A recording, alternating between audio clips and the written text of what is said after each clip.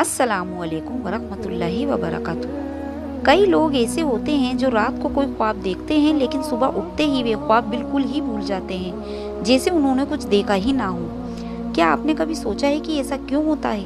क्या ये सिर्फ दिमाग का खेल है या इसमें कोई रूहानी इशारा है? हदीसों और इस्लामी उल्मा में जब ख्वाबों का जिक्र होता है तो बताया जाता है कि ख्वाब 3 किस्म के होते हैं। पहला रहमान की तरफ से, जो सच्चे और हिदायत वाले ख्वाब होते हैं।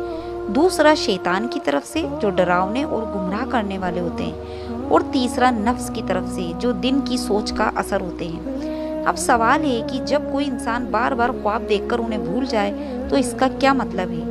कुछ उलेमा इकराम कहते हैं कि ये इस बात की निशानी है कि अब आपकी रूहानी हालत में कमी आ रही है। अल्लाह ताला जब अपने किसी बंदे को करीब करना चाहता है तो उसे ख्वाबों के जरिए इशारे देता है, लेकिन जब बंदा अल्लाह से दूर होता है तो वे ख्वाब देखकर भी उसे याद रखने से रोक दिया जाता है, ताकि वे सोचने पर मजबूर हो जाए कि मैं क्यों भूल जाता हूँ।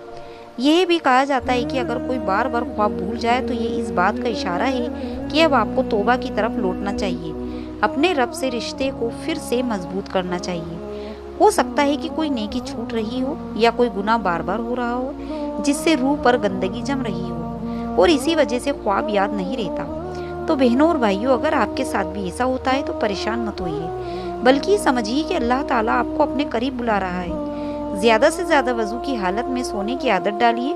सोने से पहले सूरे मुल्क, आयतल कुर्सी और चारों कुल पढ़कर सोएं। अल्लाह ताला से दुआएं कीजिए कि अगर वे आपको कुछ देना चाहता है तो उसे याद भी रखवाए।